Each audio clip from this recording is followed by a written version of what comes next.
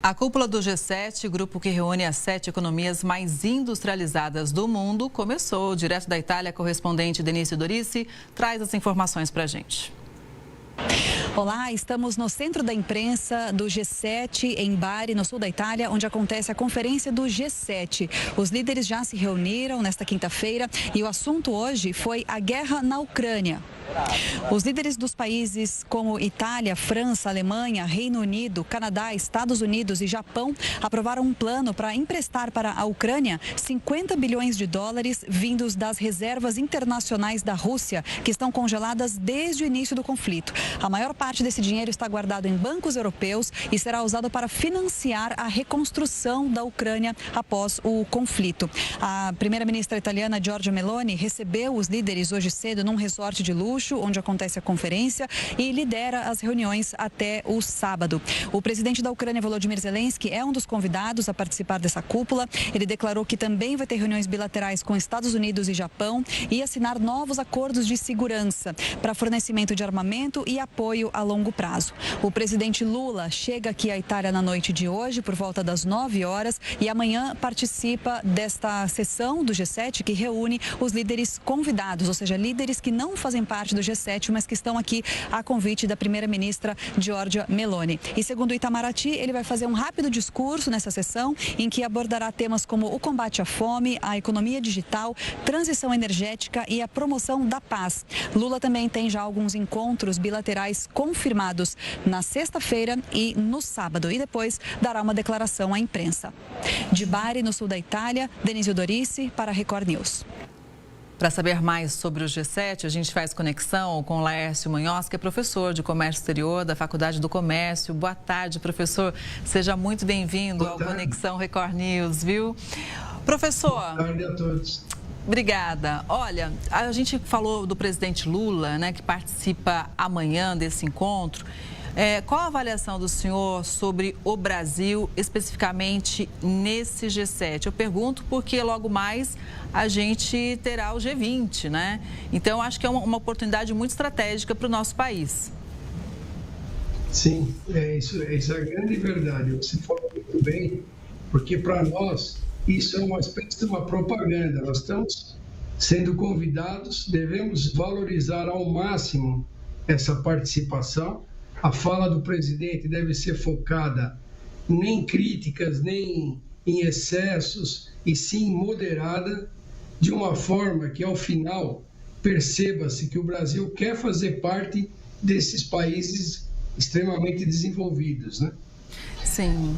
Agora, professor, a gente lembra que esse G7 são os seguintes países: Estados Unidos, Canadá, Reino Unido, França, Alemanha, Itália, que cedia, e Japão. E um dos pontos que serão discutidos faz parte de um gigante, tem a ver com um gigante que não está no G7, não. Estou falando da China.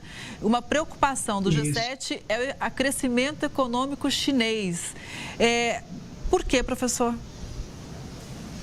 Porque a China, ela há mais ou menos algo em torno de 30, 40 anos atrás, ela se predispôs a crescer. Ela fazia coisas não com boa qualidade, mas começou a aprender, e disso ela foi melhorando. Hoje a China é uma produtora excepcional de manufaturados, que é o que mais agrega valor. A China tem uma força comercial muito grande, ela consegue adentrar mercados antes nunca imaginários, né? E isso causa esse medo, porque muitos desses países que estão no G7, você não nota essa força comercial tão grande, tá? Então, repara que o medo é porque a gente já tem um respeito pela China muito grande pelo lado comercial, ela é muito forte, não dá para ignorar, né?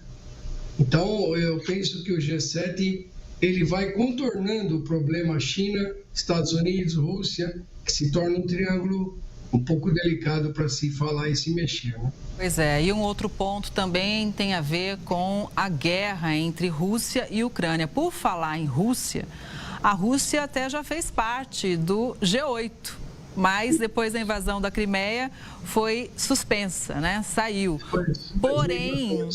Porém, o que acontece é o seguinte, né? Existe uma grande preocupação em manter esse apoio à Rússia, principalmente porque esse G7 pode ser o último do Joe Biden se ele não for reeleito, né, professor? Exatamente.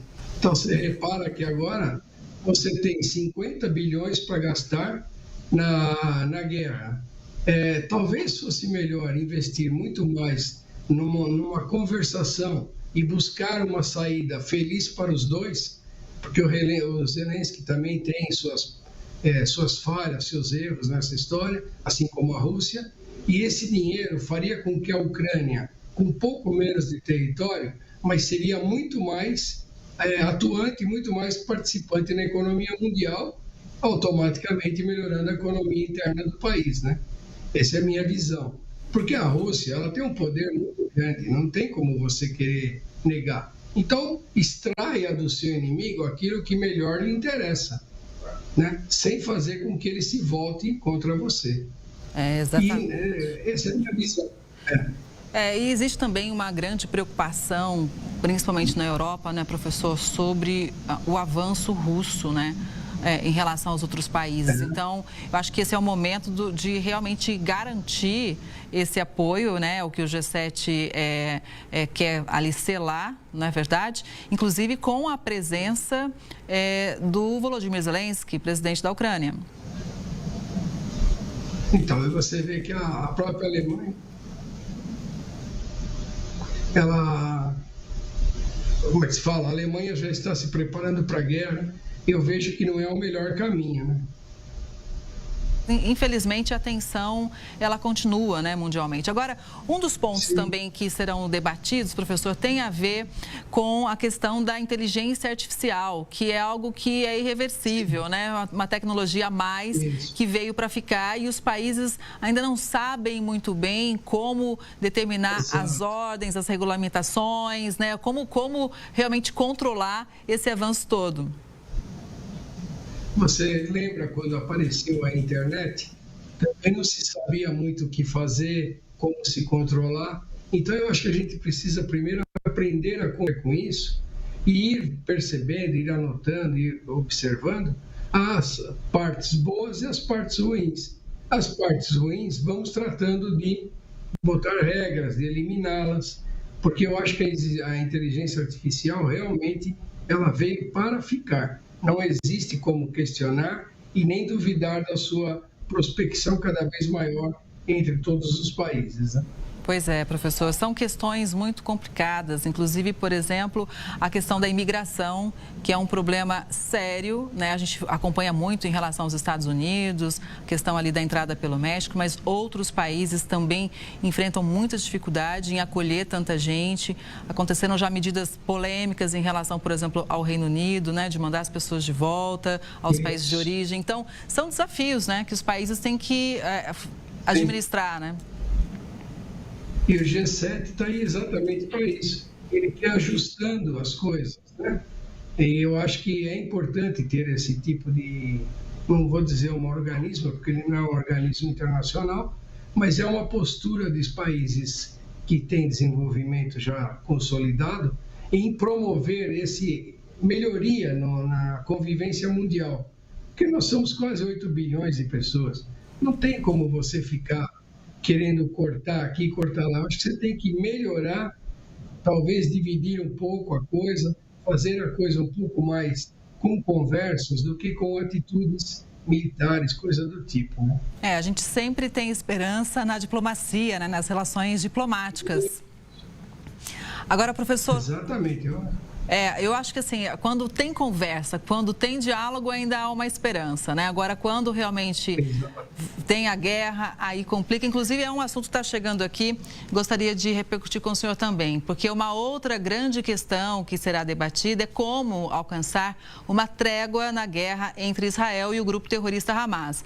Os líderes do G7 anunciaram, então, um apoio a uma proposta de trégua de Biden, que prevê a libertação dos reféns sequestrados pelo Hamas, no ataque do dia 7 de outubro. Veja como realmente esse grupo que surgiu lá atrás, principalmente focando questões comerciais, industriais, agora ampliou realmente o tema e a relevância, a área de atuação. Aliás, não é de agora, né, professor? A faixa de Gaza, né, ela já vem há muito tempo sendo um problema, não em si a faixa de Gaza, e sim o grupo terrorista Hamas. Então, eu acho que é uma questão logística. Primeiro, partir para o caminho da conversação, com o Hamas, no caso, né, de forma que, primeira coisa, devolve-se os, como é que se chama? As foram raptadas. Os reféns. Acerta esse lado. A palavra, desculpa. Segunda parte, vamos ver o que o Hamas quer. Ele tem que pôr na mesa o que ele quer exatamente. Ele quer uma Gaza como um país seja reconhecido? Ok, vamos então para a ONU buscar esse lado. Porque está faltando um pouco também de definição do que se quer, né? E Israel, militarmente, tecnologicamente, é muito superior. Então, ao invés de fazer ela destruir a faixa de Gaza, dessa forma que eu penso, a gente ainda teria talvez a ajuda até do próprio Israel na recuperação da faixa de Gaza. Porque eles também, você sabe que existe um comércio forte entre a faixa de Gaza e Israel. Uhum. E tem toda a questão também dos Estados Unidos, né, do apoio americano, e agora também os Estados Unidos falando sobre esse cessar-fogo. É ano eleitoral lá também nos Estados Unidos. Então, tudo isso são fatores que vão somando, né, professor?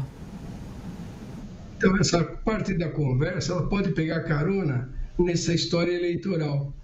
Vamos fazer com que a paz seja conseguida, mesmo que seja a troca de votos nesses países que têm interesses. Mas daí para frente, como você já tinha falado, eu vou repetir, depois que você consegue uma conversação, as coisas tendem a ter um caminho melhor, né? Então, eu penso que até a própria eleição agora poderia ser usada em favor disso. Sim, a gente segue acompanhando, sempre torcendo pela paz, porque tem muito civil envolvido, né? Que nada tem a ver com conflito, pessoas morrendo, ficando feridas, famílias sendo separadas, casas destruídas, enfim. É realmente uma grande tristeza. Exatamente. Professor, muito obrigada. Foi muito bom te ouvir. Uma boa tarde. Sempre à disposição. E meus parabéns pelo sucesso do programa. Muito obrigada. Uma boa tarde.